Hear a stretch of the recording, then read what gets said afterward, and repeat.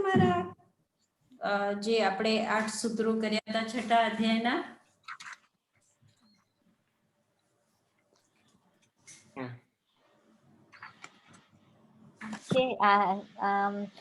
છે મને એક પ્રશ્ન સાધનાજી મારા. પેલો જે હતો કાય વાન મન કર્મ યોગ, તો એમાં કર્મનો મતલબ શું થયું? હા, કાય વાંગ મનઃ કર્મયોગ એટલે વાણી અને મન આ યોગ કહેવાય છે, અને આ કર્મનો સંબંધ એનાથી થાય છે. કર્મનો જે સંબંધ છે, યોગ અહીંયા સંબંધના અર્થમાં છે. કાયથી, વાણીથી અને મનથી થી જે કહીએ છીએ ને એ યોગનો અર્થ થયો. આ યોગ છે અને એનાથી કર્મનો સંબંધ થાય છે. કર્મયોગ એટલે આત્મા સાથે જે કર્મનો યોગ થાય છે એ કાયાથી થાય, વાણીથી થાય અને મનથી થાય, એમ અર્થ છે.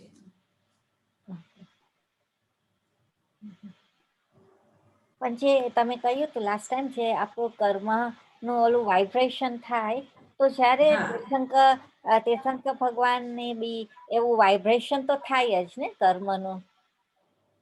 હા, વાઇબ્રેટ આત્માનું થાય. સોરી, આત્માનું કર્મનું નહીં. અને કર્મ એટલે ક્રિયા અર્થમાં છે. જે આપણે કહીએ ને કે નાના મોટા કર્મ કરતા હોય છે, કર્મ એટલે ક્રિયા. કાયાની ક્રિયા, વાણીની ક્રિયા, મનની ક્રિયા, આ યોગ કહેવાય છે ને. તો કર્મનો અર્થ અહીંયા ક્રિયા થયો. ઠીક? હજી કઈક પ્રશ્ન? સાધનાજી મહારાજ મથિન વંદાની, આપણે જે 5મો સૂત્ર છે, જ્યારે આપણે કહીએ છીએ કે જે સકશાય હોય તો એ સાંપ્રદાયિક થયું, બરાબર ને, અને અકશાય હોય તો ઇર્યાપતિક થયું. તો સકશાયમાં જો સાંપ્રદાયિક આપણે કશાય સહિત એટલે કહીએ છીએ, તો અહીંયા આગળ ખાલી પાપ નહીં, પુણ્ય અને પાપ બંને આવી જાય ને કશાયમાં? બંને આવી જશે. કારણ કે એને પહેલા જ કહી દીધું કે શુભ પુણ્યસ્ય અશુભ પાપસ્ય. બરાબર. કહી દીધું. અને એ બે સંસાર વધારશે. અને કષાય યુક્ત, એનો મતલબ જે એમ થયું કે અલ્પ કષાય હશે તો પુણ્ય હશે, વધારે કષાય હોય તો પાપ, એમ. બરાબર. Thank you. હજી કોઈ કઈ પૂછવું છે? બીજો મારો પ્રશ્ન હતો સાધનાજી મારા, આપણે જે 6th છે, છઠ્ઠું, એમાં જ્યારે ક્રિયાની વાત કરી, 25 જુદી ક્રિયા છે, તો એમાં કેમ ઈર્યાપથ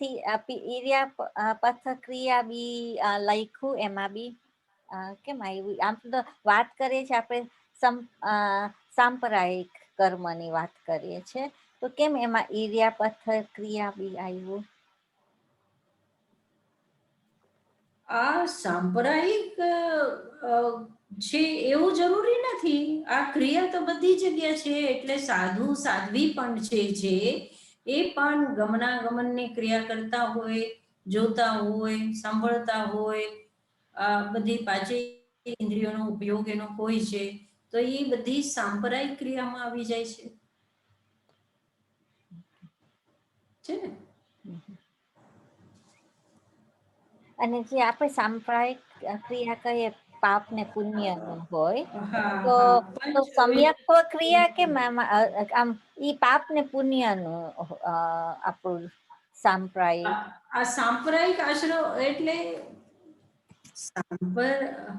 સાંપ્રદાયિક આશરો જે છે, અને ક્રિયા ઈર્યાપથિકીની જે છે, એ બરોબર છે. તમારો પ્રશ્ન એકદમ બરોબર છે કે ઈર્યાપથિક ક્રિયા જે છે અકષાય વાળાની હોય, અને સકષાય વાળાની જે ક્રિયાઓ છે એની અંદરમાં ઈર્યાપથિક કેમ આવ્યું, આ તમારો એકદમ બરાબર છે.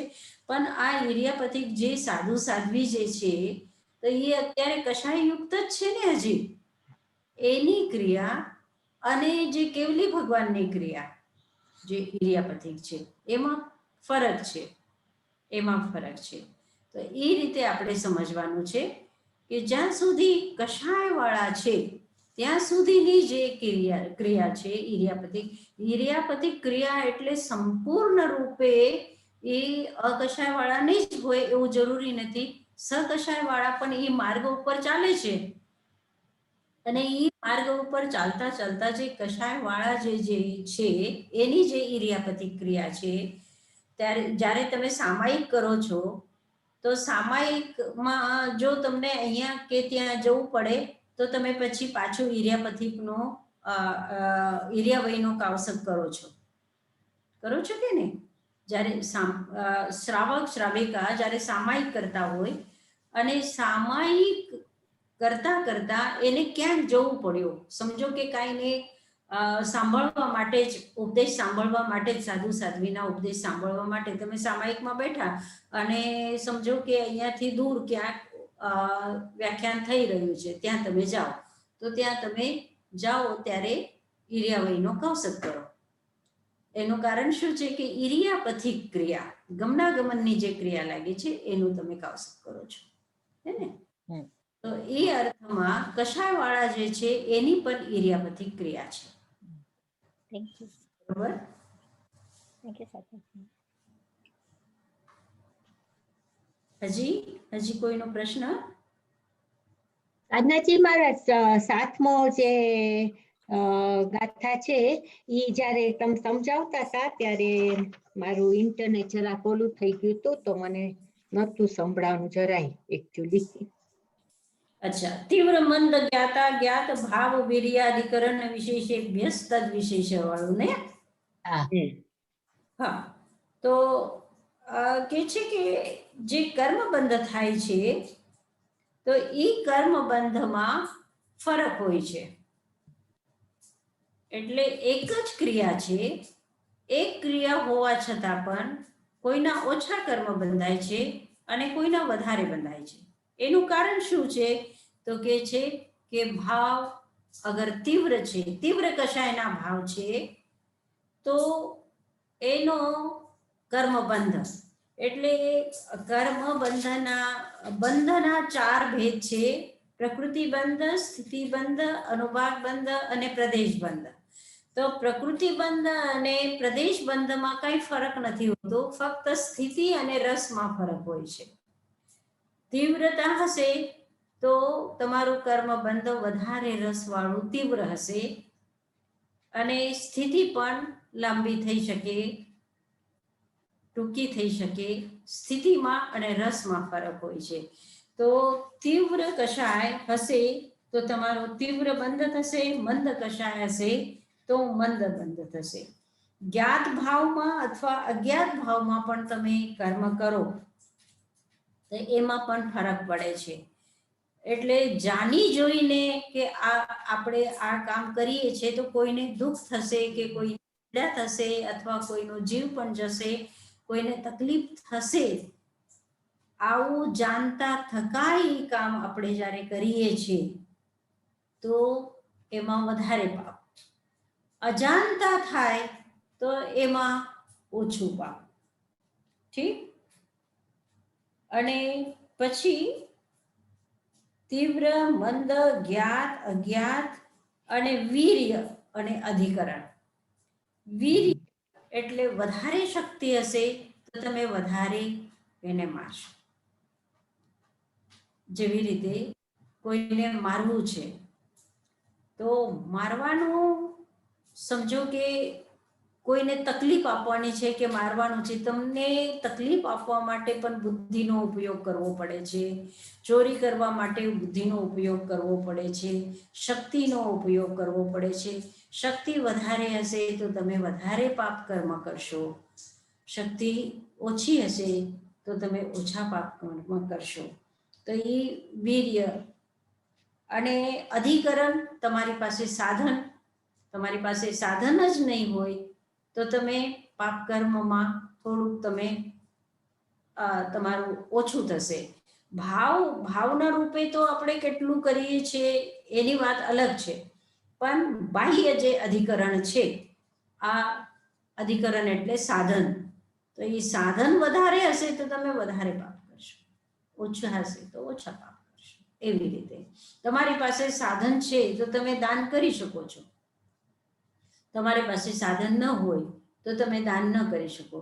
તમારી પાસે શક્તિ છે તો તમે કોઈની સેવા કરી શકશો. તમારા જો શક્તિ જ ન હોય, તમે નબળાઈ હશે, તમને પોતાને જ તકલીફ હશે, ચક્કર આવતા હશે કે તમે પથારીમાં હશો અને કોઈ તમારા પાસે બીજો કોઈ સેવા કરવા યોગ્ય વ્યક્તિ છે કે એની સેવા જરૂરી છે પણ તમે એની સેવા નથી કરી શકતા, તો કારણ કે અધિકરણ તમારો જે છે એ બરોબર નથી, એટલે તમે સેવા નથી કરી શકતા, તો પુણ્યનો બંધ તમે ન કરી શકો. એવી રીતે ઠીક છે.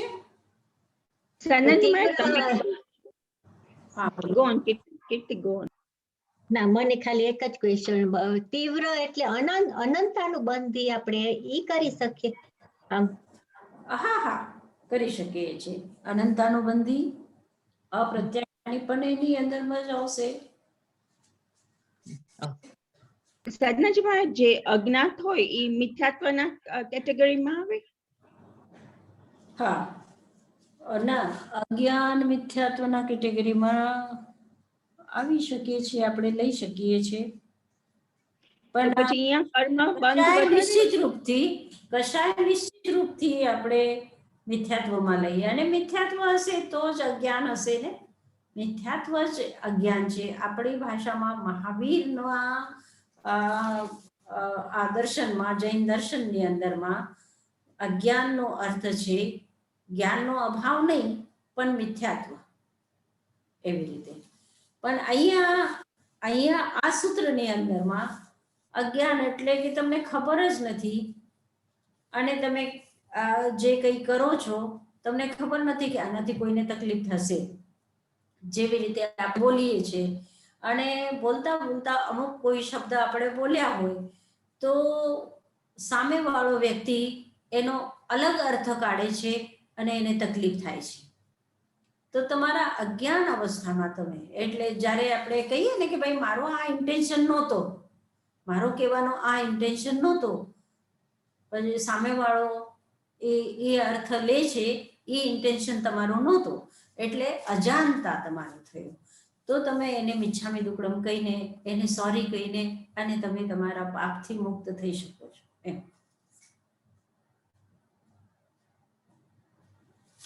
હવે આપણે 9મું સૂત્ર.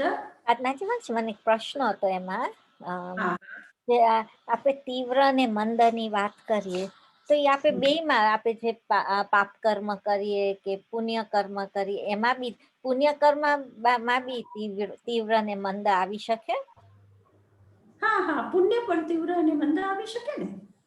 પુણ્ય, ઓછા પુણ્ય કે વધારે પુણ્ય, આપણે કહીએ ને કે ભાઈ વધારે પુણ્ય છે, એના પુણ્ય ખૂબ છે, આપણે કહીએ છીએ કે એનો ખૂબ પુણ્યનો ઉદય છે. જેવી રીતે તીર્થંકરના જે પુણ્ય છે એ સૌથી વધારેમાં વધારે એક્સ્ટ્રીમ જે પુણ્ય છે એ તીર્થંકરનો છે. એટલે એના વાણીમાં શક્તિ છે, એના રૂપમાં શક્તિ છે, એના બધી જેટલી પણ નામ કર્મની જેટલી સ્થિતિઓ છે એ પુણ્યાનુબંધી પુણ્ય કે જે કંઈ આપણે કહી શકીએ એ બધું પુણ્ય તીર્થંકરનું વધારેમાં વધારે એક્સ્ટ્રીમ પુણ્ય છે. સમજી ગઈ. હા, ને વીર્યમાં બી એવું, આપણે જે હોશથી એકદમ કામ કરીએ તો વધારે કર્મ બંધાય. વીર્ય એટલે શક્તિ. હા, એટલે જે હોશ તમારામાં વધારે શક્તિ હોય તો તમે વધારે પાપ કરો અને ઓછી શક્તિ હોય તો ઓછું પાપ કરો. એમ પાપમાં આપણે જયારે હોશથી કઈ કામ કરીએ, કઈક સારું કામ કરીએ, પણ આપણે એકદમ તો પુણ્ય વધારે, તો પુણ્ય હોશથી કામ કરીએ, સારું કામ કરીએ અને પૂરા હોશ અને જોશથી કામ કરીએ તો એ પુણ્ય વધારે. હા, પુણ્ય. સાધનાજી મહારાજ, તો આમાં આપણે હોશથી વીર્ય કહ્યું અને મંદ ને ઓલું તીવ્ર ને મંદનું આપણે વાત કરી તો એમાં સેમ ના થાય? મંદ ને તમે એન્થુઝિયાઝમ ને હોશ કરો એ બે જોઈન ના હોય? તમારામાં એકદમ એનર્જી ને ઓલું હોશ હોય તો તમે વધારે તીવ્રથી બધું કરી શકો, અને ઓછું હોય તો મંદ ને કરી શકો. તો એ લોકો બે જુદા કેમ જુદું લખેલું છે? એટલે બે શું, બે જુદા શું એટલે છે? તીવ્ર ને મંદ, એટલે તીવ્ર ને મંદ જ્ઞાતા. તો તીવ્ર ને મંદ is an adjective ને to explain the others, એમ? નો? તો તમારું કહેવાનું એમ છે તીવ્ર મંદ દેવાની જરૂર નહોતી એમ? ના, મને એમ થાય છે કે વીર્ય છે, તમે જે હોશથી ને ઈ તમારું તીવ્ર ને મંદમાં ના આવી જાય. તમે તમારામાં બહુ વીર્ય ના હોય તો તમારું મંદ થાય, ને તમારામાં એકદમ વીર્ય હોય તો તીવ્ર થાય. ના ના, તીવ્ર ભાવ તમારા હશે અને વીર્ય નહીં હોય, એવું પણ થઈ શકે ને.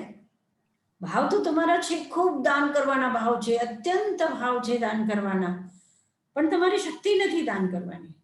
ઓકે, સમજી ગઈ. છે કે નહીં? હા હા. હા, તો એક વખત આપણે આ પહેલાના સૂત્ર બોલી લઈએ અને પછી આગળના સૂત્ર બોલીએ. ઠીક છે? બધા મારી સાથે બોલજો. અથ ષષ્ઠોધ્યાયઃ, અથ ષષ્ઠોધ્યાયઃ કાયવાङ्मनः કર્મયોગः, કાયવાङ्मनः કર્મયોગः, સ આશ્રવः, સ આશ્રવः, શુભः પુણ્યસ્ય, શુભः પુણ્યસ્ય, અશુભः પાપસ્ય, અશુભः પાપસ્ય, સ કષાયા કષાયયો સાંપરાયિકેર્યાપથયો, સ કષાયા કષાયયો સાંપરાયિકેર્યાપથયો, અવ્રત કષાયેન્દ્રિય ક્રિયા પંચવિંશતિ સંખ્યા પૂર્વસ્ય ભેદા, અવ્રત કષાયેન્દ્રિય ક્રિયા પંચવિંશતિ સંખ્યા પૂર્વસ્ય ભેદા, તીવ્ર મંદ જ્ઞાતા જ્ઞાત ભાવ વીર્યાધિકરણ વિશેષેભ્યસ્તદ વિશેષઃ, તીવ્ર મંદ જ્ઞાતા જ્ઞાત ભાવ વીર્યાધિકરણ વિશેષેભ્યસ્તદ વિશેષઃ, અધિકરણમ જીવા જીવા, અધિકરણમ જીવા જીવા. આ સૂત્ર આપણે કરી લીધા. હવે આગળના નવા સૂત્ર. આદ્યમ સંરંભ સમારંભારંભ યોગ કૃત કારિતાનુમત કષાય વિશેષે સ્ત્રી સ્ત્રી સ્ત્રી ચતુશ્ચૈકશઃ. ફરીથી બોલું છું, ધ્યાનથી તમે ચોપડીમાં જોજો. આદ્યમ સંરંભ સમારંભારંભ યોગ કૃત કારિતાનુમત કષાય વિશેષે સ્ત્રી સ્ત્રી સ્ત્રી ચતુશ્ચૈકશઃ. આગળનું સૂત્ર.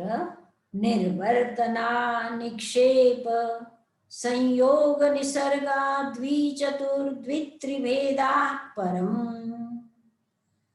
નિર્વર્તના નિક્ષેપ સંયોગ નિસર્ગા દ્વિચતુર્દ્વિત્રિભેદા પરમ,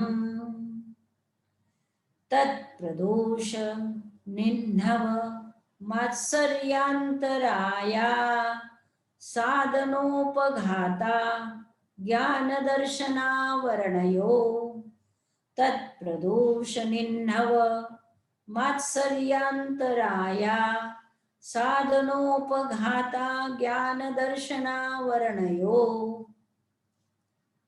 દુઃખ શોક તાપાક્રંદન વધ પરિદેવ નાન્યાત્મ પરો ભય સ્થાન્ય સદ્વેદ્યસ્ય, દુઃખ શોક તાપાક્રંદન વધ પરિદેવ નાન્યાત્મ પરો ભય સ્થાન્ય સદ્વેદ્યસ્ય.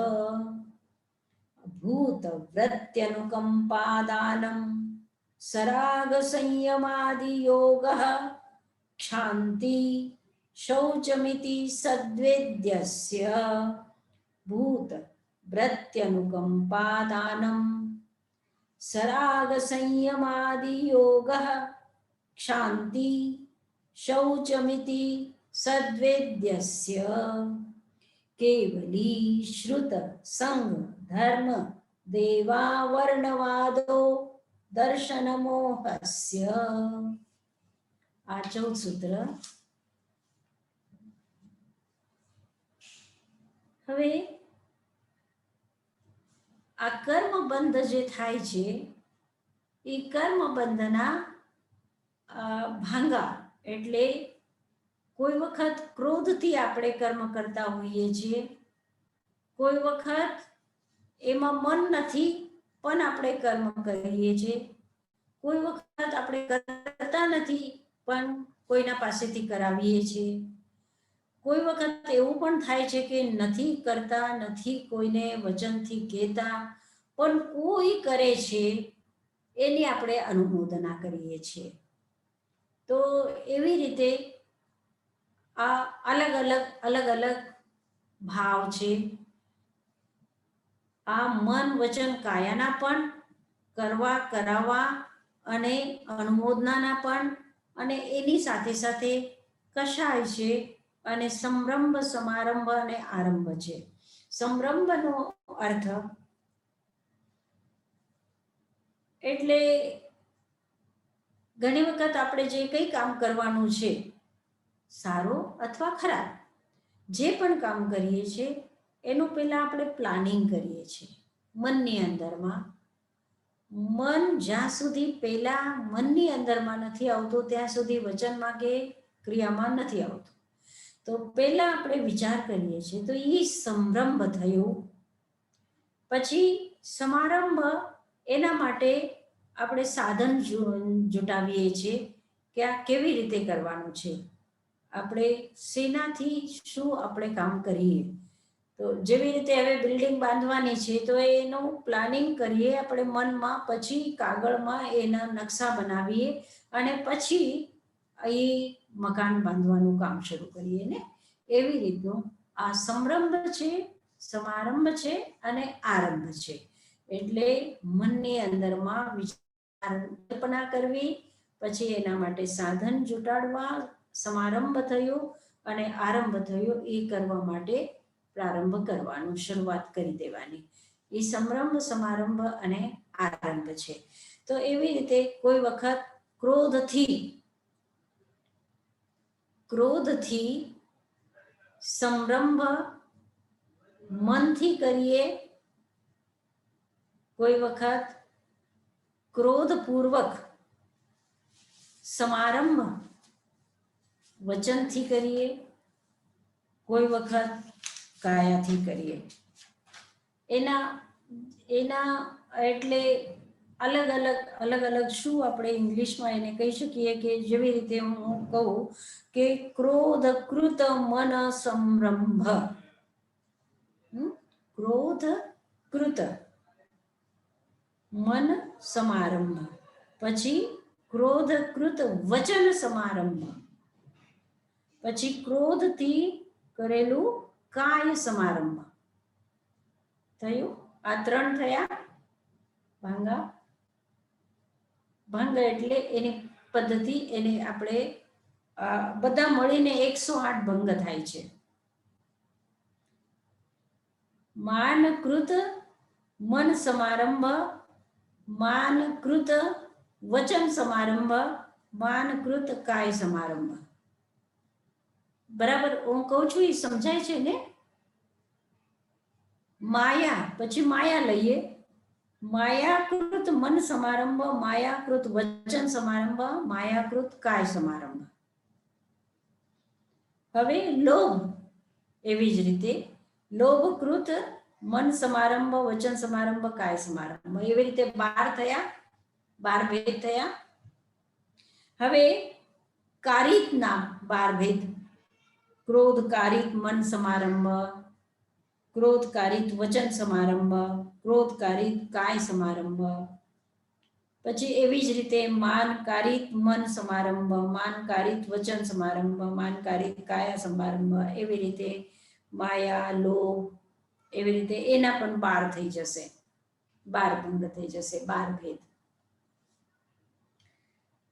એના પછી ક્રોધ અનુમત, અનુમત એટલે અનુમોદના. ક્રોધ અનુમત મન સમારંભ, ક્રોધ અનુમત વચન સમારંભ, ક્રોધ અનુમત કાય સમારંભ. આ ક્રોધનું થયું, પછી માનનું, માયાનું અને લોભનું, એવી રીતે એના 12 થઈ જાય છે ભેદ. તો 12 12 12 એવી રીતે કેટલા થયા? 36. હવે સમરંભના એ 36 થયા, પછી સમારંભના 36, બરોબર, અને પછી આરંભના 36. તો 36 36 36 108, બરાબર.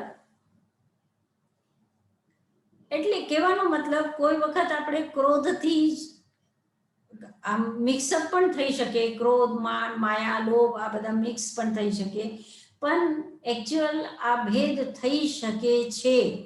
એવી રીતે આ શાસ્ત્રકાર કહે છે કે કોઈ વખત આપણે ક્રોધથી કામ કરીએ, કોઈ વખત માનથી, કોઈ વખત લોભથી, કોઈ વખત માયાથી, કોઈ વખત મનથી કરીએ અને વચનથી નથી કરતા, કાયાથી નથી કરતા, કોઈ વખત વચનથી કરીએ કે બોલી નાખ્યું, બસ થઈ ગયું. પછી આપણે બોલ્યા પછી એનું શું થઈ રહ્યું છે, શું નથી થઈ રહ્યું, આપણે કંઈ એના કરતા નથી, વિચાર પણ કરતા નથી, વચનથી કરી લીધું. પછી કોઈ વખત કાયાથી કરીએ, મન એમાં વિચારતા નથી, પણ કાયાથી બસ ચોપડી લીધી ને પટકી દીધી, થઈ ગયો અને ખતમ. એનો કંઈ વિચાર નહોતું કર્યું આપણે, કે વચનથી પણ આપણે કંઈ નથી કર્યું. એટલે કોઈ વખત આપણે એક કરવામાં જ આપણે પાપ બાંધી લઈએ, કોઈ વખત વચનમાં જ પાપ બાંધી લઈએ, કોઈ વખત મનથી વિચાર કરીને જ પાપ બાંધી લઈએ, કોઈ વખત માયાથી, કોઈ વખત લોભથી, કોઈ વખત ક્રોધથી, કોઈ વખત માનથી, એવી રીતે. તો આ બધા ભેદ કર્યા છે.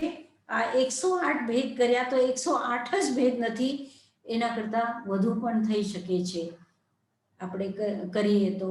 કોઈ વખત કારણ કે કશાયોની મિક્સઅપ હોય, કોઈ વખત મન વચન કાયાથી એક સાથે હોય, કોઈ વખત સમરંભ સમારંભ આરંભ બધા એક સાથે હોય, એવી રીતે પણ થઈ શકે છે. એની વિશેષતા અલગ. એટલે કહેવાનો મતલબ છે કે આપણે પાપ હંમેશા હર ક્ષણ કાંઈ ને કાંઈ કરતા હોય, કંઈ પણ વિચાર કરતા હોય, આપણે વાંચતા પણ કંઈક વિચાર આવી જાય, બીજો વિચાર આવી જાય, ને એમાં પણ આપણે આ મનથી કંઈક કરી નાખીએ છીએ વિચાર. કે સમજો કે આપણને કંઈક લોભ આવેલું છે અને લોભથી આપણે વિચાર કરીએ કે હા એને આપણે આમ કહેશું ને તો પછી આપણો આમાં લાભ થઈ જશે, આપણને આ વસ્તુ મળી જશે, કે આપણને કીર્તિ મળશે, કે આપણને આપણું નામ થઈ જશે, કે એવી રીતે કાંઈ પણ વિચાર કરીએ અને પછી મૂકી દઈએ. વચનથી કે કાયાથી નથી કરતા, પણ થોડુંક વિચાર આવી જાય અને એમાંથી પણ આપણે કર્મ બાંધી નાખીએ, અથવા કાયાથી કર્મ બાંધીએ, અથવા વચનથી કર્મ બાંધીએ, અથવા કરીને કર્મ બાંધીએ, અથવા કરાવીને કર્મ બાંધીએ, અથવા અનુમોદના આપીને કર્મ બાંધીએ. એવી રીતે અલગ અલગ આ ભેદો છે. કહેવાનો મતલબ કે આટલા કારણોથી આપણે કર્મબંધ કરીએ છીએ. ઠીક? દાદાજી મહારાજ, હા, આપણે વચન ને કાયાની જયારે એક્શન્સ કરીએ ત્યારે મન તો ઇન્વોલ્વ ઓલવેઝ હોય ને. ઘણી વાર વિચાર કરીએ ત્યારે આપણે બોલીએ નહીં કે કાંઈ એક્શન ના કરીએ તો મન એકલું થઈ શકે, પણ વચન ને કાયામાં તો મન હોવું જ હવે જોઈએ. સમજો કે હું 1 કલાક બોલું છું, 1 કલાક બોલું, કોઈના સાથે આપણે ગપ્પા મારીએ, બોલતા જઈએ, પહેલા વિચારીને બોલીએ એમ નથી હોતું, બોલી નાખીએ, અને એમાં બોલતામાં પણ કાંઈક અડું અવળું પણ બોલી નાખીએ છીએ, એનો વિચાર નથી કરતા, હે ને? તો એવી રીતે વચનનું થાય, એવી રીતે કાયાનું પણ થાય કે કરીએ કરતા કરીએ, મન ક્યાંક બીજે વિચાર કરતો હોય અને કાયાથી કંઈક બીજો કામ થતો હોય, તો મનના પાપ અલગ થાય, મનનો પાપ અલગ બંધાય છે, એટલે આપણે એક સાથે બાંધીએ છીએ. મનનું પાપ અલગ બાંધી રહ્યા છે, એની સાથે સાથે કાયાનું પાપ પણ અલગ બાંધીએ છીએ. એવી રીતે પણ થાય. અને સાધનાજી હા બોલો. આપણે અધિકરણની વાત કરીએ છીએ ને, જીવ અધિકરણની વાત કરીએ છીએ ને આમાં. આદ્યમ એટલે પહેલા. બરોબર. હા,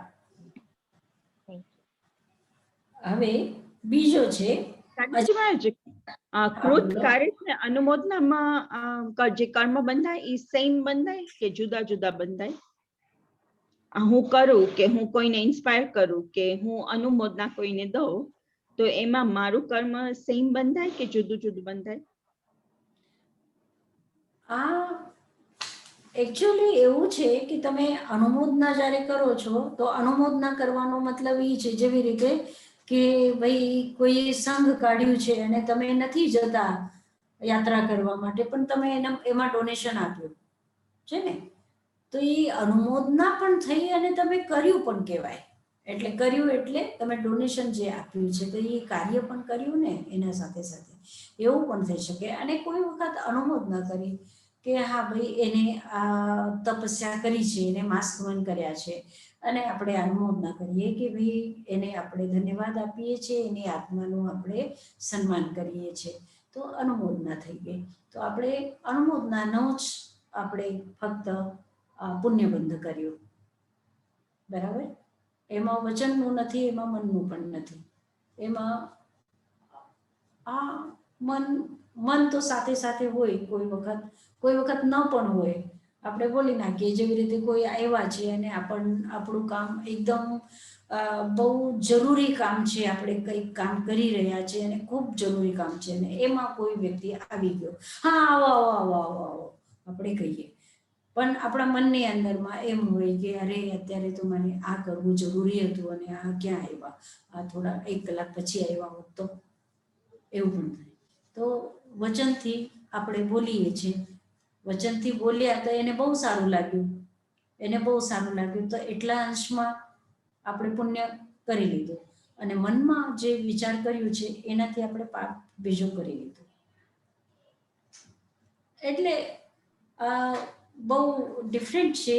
એ ફક્ત આપણે બાહ્ય રૂપથી આપણે આ વિચારીએ છીએ, આ ભેદો બાહ્ય છે, આંતરિક રૂપથી તો આપણા ભાવ જે છે એ કર્મબંધના કારણ છે. બરોબર? પણ સાધનાજી મહારાજ, કોકે તપસ્યા કરી હોય તો એને જેટલું ફળ મળે, પુણ્યનું ફળ મળે, એટલું જે અનુમોદના કરે એને ના મળે ને, ઓછું મળે. બરાબર? તમે વ્યાપાર કરવા બેઠા છો? એમ નહીં, હું ખાલી આ બીનાબેને ક્વેશ્ચન પૂછ્યો ને એમાં કન્ટિન્યુ કરું છું. અનુમોદના કરીને આપણે બધા વાસ્કબંધના ફળ લઈ લઈએ. એટલું સહેલું હોત તો આપણે ક્યાં તરીકે ના, આમ જ આપણે કહીએ ને કે કેટલા બધા તપસ્યાઓ કરતા હોય, બધાની આપણે અનુમોદના કરી લઈએ તો આપણી તપસ્યા એમ જ રીતે કોકે કઈ ખોટું કર્યું હોય, જે પોતાએ જે કર્મ કર્યા હોય, તો કોકને માર્યું હોય કે ગમે તે કર્યું હોય, અને આપણે એને કહી ના તમે સારું આ કર્યું, તો આપણને એટલું જ પાપ થાય કે ઈ ક્વેશ્ચન પૂછતા હતા ને બીનાબેન, એટલે હું 2 એક્ઝામ્પલ આપું છું તમને કે હા બરોબર છે. એટલે જ આ જે સામૂહિક થાય છે, જેવી રીતે અર્થક્વેક આવ્યા અને અર્થક્વેકથી આપણે હજારોની સંખ્યામાં કે સેંકડોની સંખ્યામાં આપણે એક સાથે મરી જઈએ, તો એમ કહેવાય છે કે ભાઈ આપણે એક સાથે અનુમોદના કરી હશે એટલે આવી રીતે આપણને ફળ મળ્યું છે. તો કહેવાનો મતલબ છે કે અનુમોદના કેટલા અંશથી આપણે કરીએ છીએ. જેવી રીતે હવે પાકિસ્તાનની અને હિન્દુસ્તાનની લડાઈ થઈ હોય તો નિશ્ચિત રૂપથી આપણે કેટલું પણ ધર્મની અંદરમાં માનતા હોઈએ, કેટલા પણ આપણે આધ્યાત્મિક ભાવોમાં પણ હસ્યું, તો પણ જ્યારે ઇન્ડિયા જીતે ત્યારે આપણી અનુમોદના હોય કે હા ઇન્ડિયાએ સારું કામ કર્યું. તો ઇન્ડિયાએ હજારોને માર્યા હશે, લાખોને માર્યા હશે, કેટલાય પાપ પામ્યા, પણ આપણે એ અનુમોદના થઈ જાય છે. તો એ અનુમોદના કેટલા અંશમાં એક વ્યક્તિ છે કે એ તો ખૂબ તાળીઓ વગાડે અને ખૂબ ખૂબ આનંદ મનાવે એવી રીતે અનુમોદના કરે, અને એક આધ્યાત્મિક વ્યક્તિ છે એને એમ થાય કે હા સારું થયું, ઇન્ડિયા જીતી ગઈ. આ એક અનુમોદના થઈ. તો અનુમોદનાની અંદરમાં તીવ્રતા અને મંદતા એના અનુસાર આપણા કર્મ બંધાય. ઓકે, એના અનુસાર થેન્ક યુ. સનનજી મહારાજ, અનુમોદના કરવી હોય તો આપણે વધારે પડતું ગુણની અનુમોદના એ બેટર નથી? હા, ગુણની અનુમોદના એ જ તો સ્તુતિ છે. સ્તુતિ જે આપણે કહીએ છીએ, સ્તુતિનો અર્થ એ જ છે કે એ અનુમોદના કરીને સ્તુતિના અનુરૂપ જેની અનુમોદના આપણે કરી રહ્યા છે, સ્તુતિ કરી રહ્યા છે, એ સ્તુતિના રૂપમાં આપણે આપણા અંદરમાં પણ એ ગુણો આવી જાય એવી ઉત્કૃષ્ટ ભાવથી આપણે અનુમોદના જ્યારે કરીએ છીએ તો એ ભક્તિ કહેવાય. એના સાથે સાથે આપણે નિર્જરા પણ કરી શકીએ છીએ. એની સાથે સાથે પાપના સાથે સાથે પુણ્યના સાથે સાથે જો આપણી ઉત્કૃષ્ટ ભાવના હશે તો આપણે નિર્જરા પણ કરીએ.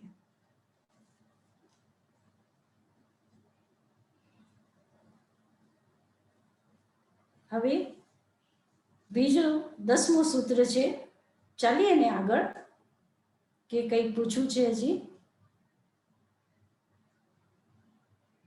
ચાલીએ આગળ. નિર્વર્તના નિક્ષેપ સંયોગ નિસર્ગા દ્વિચતુર દ્વિત્રિભેદા પરમ. આ સૂત્રનો અર્થ હું કરાવું એના પહેલા મારો એક પ્રશ્ન છે, હું પૂછું, કારણ કે આનાથી સંબંધિત છે. નિક્ષેપ આની અંદરમાં એક શબ્દ આવ્યો છે, તો એના પહેલા હું પૂછી લઉં કે નિક્ષેપથી તમે શું સમજ્યા? નિક્ષેપનો અર્થ શું છે? આપણા પહેલા અધ્યાયમાં આપણે જે નિક્ષેપ કર્યું તો એ નિક્ષેપનો અર્થ શું છે હું પૂછું. અચ્છા, કોણ જવાબ આપશે? રીટાબેન, તમે લાઈનથી પૂછો. ઓકે, હા, રસીલાબેન.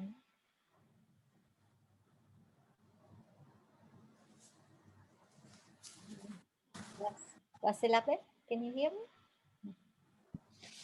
Sorry, Ritaben, I was just trying to work out કે નિક્ષેપ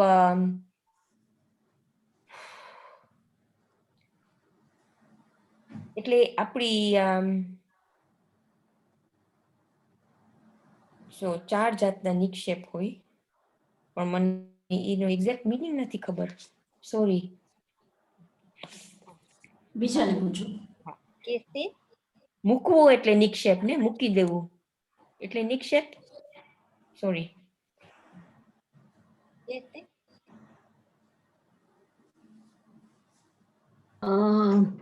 આપણે જે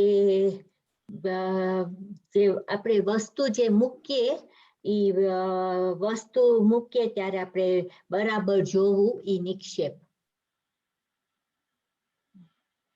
બરાબર જોયા વિના ને? હા, સોરી, જોયા વિના મૂકવું. હજી જ્યોત્સનાબેન? મથેણ વંદામી. સન્નાજી મહારાજ, મને વધારે સ્પષ્ટ હું જાણતી નથી આનાથી. એટલે નિક્ષેપ એટલે મૂકવું એ બરાબર છે, પણ એ જોઈને મૂકી શકીએ ને ન જોઈને મૂકીએ એ બધી રીતે આવી જાય ને, એના પણ એમાં ભેદ તો હશે જ ને. બરાબર, સોરી. વીના? જેમ પેલામાં કીધું નામ સ્થાપના દ્રવ્ય ભાવ એ નિક્ષેપ છે, તો જાણવા કેવી રીતના જણાય, વસ્તુને કેવી રીતના જણાય એને નિક્ષેપ કહે છે. બરાબર. પહેલા અધ્યાયના દૃષ્ટિથી કીર્તિબેને જે કીધું છે એ બીજા અધ્યાયમાં અત્યારે જે આપણે કરી રહ્યા છે એમાં એ નિક્ષેપનો અર્થ છે. એટલા માટે જ હું પૂછું છું કે પહેલા અધ્યાયની અંદરમાં જે નિક્ષેપ છે એ નિક્ષેપનો અર્થ શું છે કે વસ્તુને જાણવું, કારણ કે સૂત્ર જ એવો છે કે પ્રમાણથી, નયથી અને નિક્ષેપથી આપણે વસ્તુને વધારે જાણી શકીએ છીએ. નિક્ષેપના પછી એને 4 ભેદ કર્યા કે નામ નિક્ષેપ, સ્થાપના નિક્ષેપ, દ્રવ્ય નિક્ષેપ અને ભાવ નિક્ષેપ. નિક્ષેપનો અર્થ ન્યાસ, જે કીર્તિબેન કહે છે, રાખવું, મૂકવું, વસ્તુને મૂકવું. આ અત્યારે જે આપણે સૂત્ર કરશું એમાં એ મૂકવું અર્થ આવશે. અને એ પહેલા અધ્યાયમાં ન્યાસનો અર્થ મૂકવું તો છે, પણ ત્યાં શબ્દનું વધારે મહત્વ છે કે જે આપણે શબ્દ સાંભળીએ છીએ, જે જ્ઞાન પ્રાપ્તિ માટે જે કોઈનું સાંભળીએ અથવા આપણે કહીએ તો એમાં કયો અર્થ આપણે નિક્ષેપ કરીએ છીએ, કયો અર્થ એની અંદરમાં રાખીએ છીએ. રાખવું, ન્યાસ. નિક્ષેપ એટલે ન્યાસ. નિક્ષેપનો અર્થ દ્વાર પણ થાય, અનુયોગ દ્વાર એટલે સમજવાના દ્વાર, સમજવાના, અથવા એનો અર્થ વ્યવહાર થાય, વાક વ્યવહાર એટલે વાણીનો વ્યવહાર. જેવી રીતે મેં કીધું હતું નિક્ષેપના અર્થની અંદરમાં મેં કીધું હતું કે તમે જ્યારે જમવા બેસો છો ત્યારે તમે કહો છો કે સબ્જી આપ અને શાક આપ, અને તમે બજારમાં જાઓ અને એને કહો કે શાક આપ, તો એમાં ફરક છે. એ આખો ભીંડો તમને આપશે બજારમાં, અને તમે જ્યારે જમવા બેઠા છો અને જે તમને પીરસે છે એને તમે કહેશો કે શાક આપ, તો એ બનાવેલી સબ્જી તમને આપશે. એ બીજો અર્થ થયો એમાં. ઠીક છે.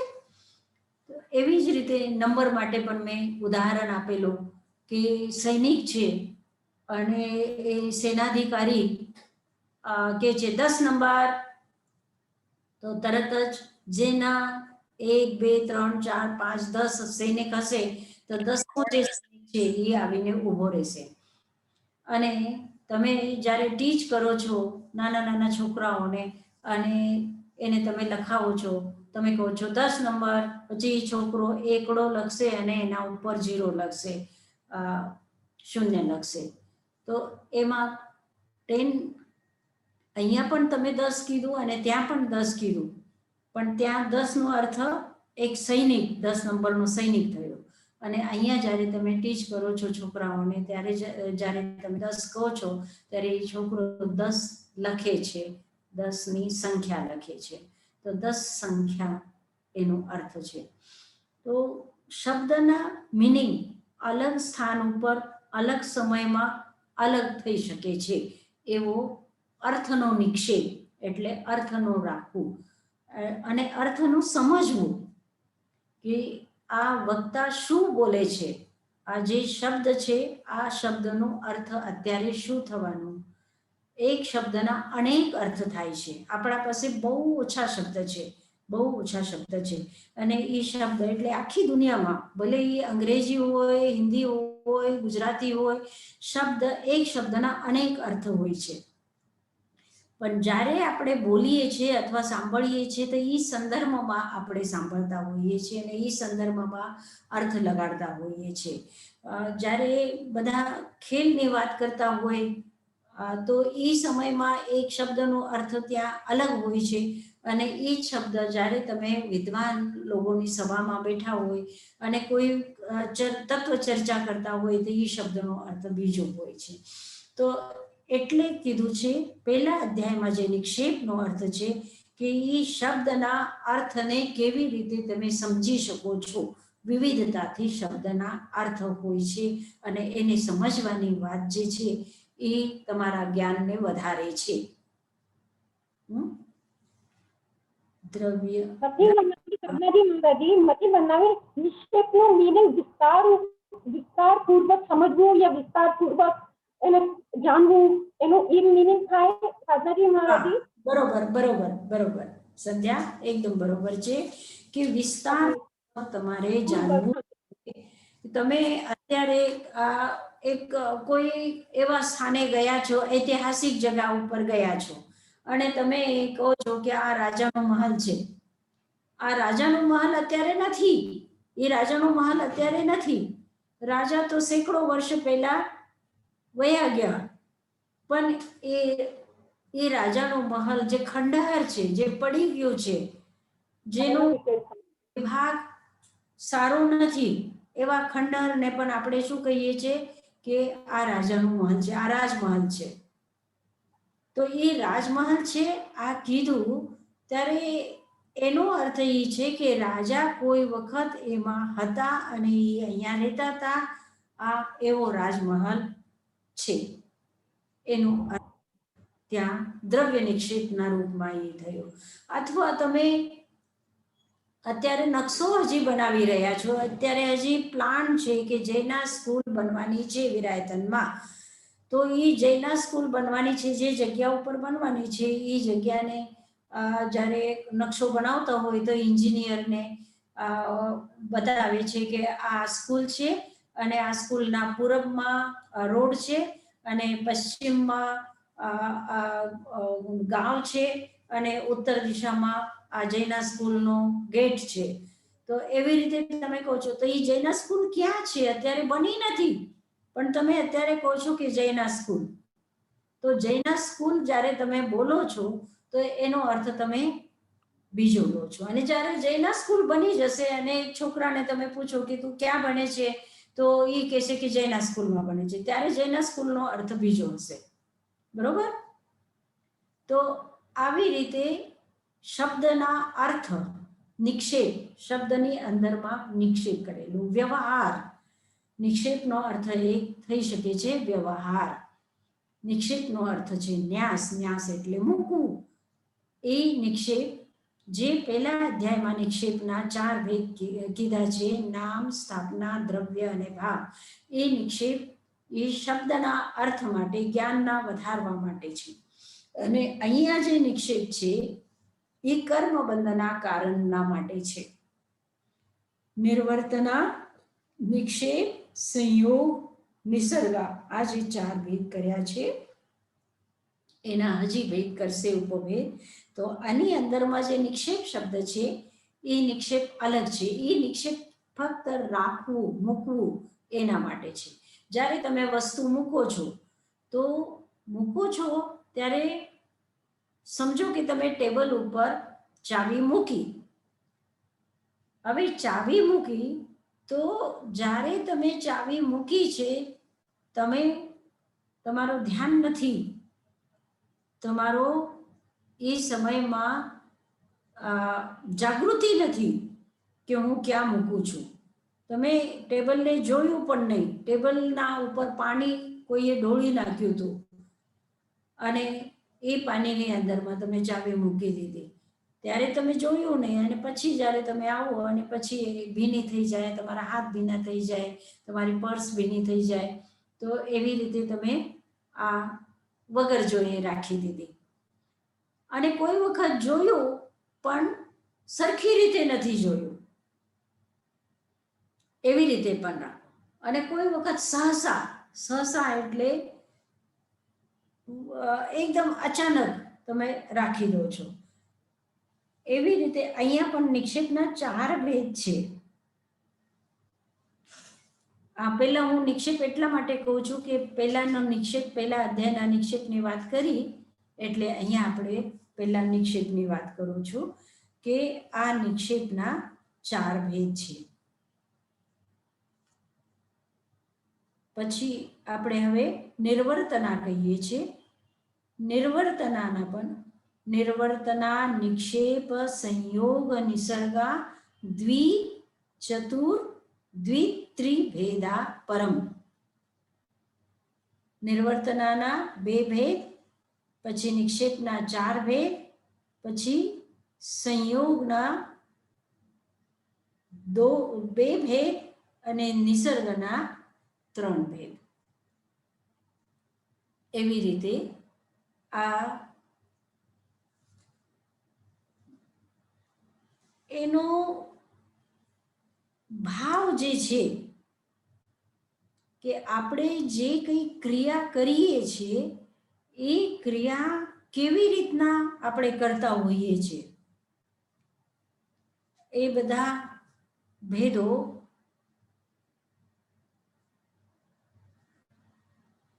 આ બાહ્ય ભેદો છે. બાહ્ય ભેદો છે. વાસ્તવમાં કર્મબંધ તો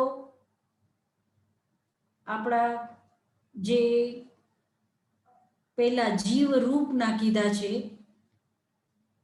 આદ્યમ સંરંભના, એ વાસ્તવમાં ભેદ છે. આ નિર્વર્તના, નિક્ષેપ, સંયોગ, નિસર્ગ આ જે છે એ બાહ્ય ભેદ છે. આ વસ્તુના ભેદ છે, એ બાહ્ય પ્રકાર છે, એ અજીવના ભેદ છે. ઠીક છે. આ કયા કયા ભેદ છે એ આગળના ક્લાસમાં આપણે કરશું. સાધનાજી મહારાજ, તમે કેમ બાહ્ય ભેદ કીધા? આપણા મન અંદરથી ભાવ હોય તો જ આ ભેદ થાય ને આપણા. હા, એટલે અજીવના ભેદ છે. બાહ્ય એટલે જીવના નથી, અજીવના ભેદ છે. આ અધિકરણના ભેદ છે. જે જીવ અધિકરણ અને અજીવ અધિકરણમ જીવા જીવા કીધું છે ને. 8મું જે સૂત્ર છે અધિકરણમ જીવા જીવા. તો જીવ અધિકરણ છે અને અજીવ પણ અધિકરણ છે. કર્મમાં અજીવ એટલે પૂતગલ પણ સહયોગી થાય છે. એટલા માટે આ અજીવના ભેદ કીધેલા છે. Okay, thank you. હા, તો એના આ ભેદ જે છે એની ચર્ચા આપણે આગળના અધ્યાયમાં કરશું.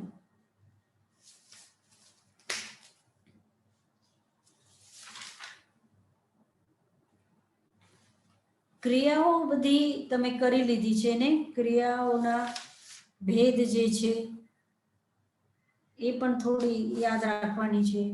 અને આ સમરંભ સમારંભના જે ભેદ છે 108 ભેદ છે એને પણ તમે યાદ કરી લેજો.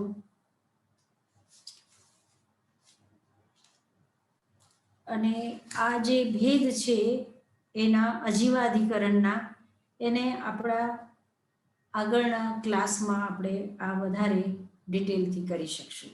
ઠીક છે. પછી તો આગળ કંઈ નથી. પછી તો જ્ઞાનાવરણ દર્શનાવરણના કેવી રીતે બંધ થાય છે ને વેદનીયના કેવી રીતે બંધ થાય છે, એમાં કંઈ ઘણું નથી.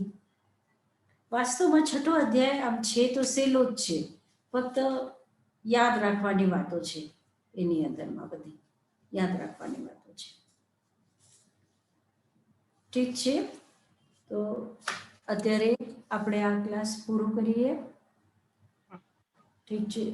યશાજી મહારાજ મેં ઠીક છે, પણ ડૉક્ટરે એને 1 મહિના સુધી વાંચવાનું ના પાડેલી છે. તો એટલે એના ક્લાસ લગભગ હજી બંધ જ રહેશે. અને ગુરુ પૂજા પછી આપણે ઉત્તરાધ્યાય સૂત્ર શરૂ થશે. એ કેવી રીતે કરશે એ મને હજી ખ્યાલ નથી. કાલે કદાચ હું પૂછીને પછી રીટાબેન તમને હું જણાવીશ કે કેવી રીતે ઉત્તરાધ્યાયના ક્લાસ થવાના છે. કે તાઈ મહારાજ બધા માટે કરશે કે અહીંયા જ કરશે, સ્વાધ્યાય કેવી રીતે થશે એ પછી હું પૂછીને જણાવીશ. અને આજે હેપી દશહરા બધાને. ખૂબ અહીંયા આ ભૂમિના આશીર્વાદ, તાઈ મહારાજના આશીર્વાદ, ગુરુદેવના આશીર્વાદ, બધાના સ્વાસ્થ્ય સારા રહે અને બધા આગળ વધે એ ભાવના સાથે મંગલ પાઠ. નમો અરહંતાનમ, નમો સિદ્ધાનમ, નમો આયર્યાનમ, નમો વજ્જાયાનમ, નમો લોય સવ સાહુનમ. એસો પંચ નમોકારો સર્વ પાવપનાસનો મંગલાનંચ સભ્યે સિંહ પડમમ હવૈ મંગલમ. ગુરુદેવ की आज्ञा चत्तारि मंगलम अरहंता मंगलम सिद्धा मंगलम साहु मंगलम केवली पन्नतोधमो मंगलम. चत्तारि लोकोत्तमा अरहंता लोकोत्तमा सिद्धा लोकोत्तमा साहु लोकोत्तमा केवली पन्नतोधमो लोकोत्तमो. चत्तारि शरणं पवज्जामि अरन्ते शरणं पवज्जामि सिद्धे शरणं पवज्जामि साहु शरणं पवज्जामि केवली पन्नतम धम्मं शरणं पवज्जामि.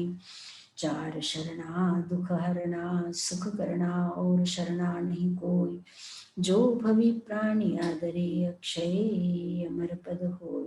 ओम शांति शांति शांति. हाजी. થેન્ક યુ સાધનાજી મહારાજ. હાજી.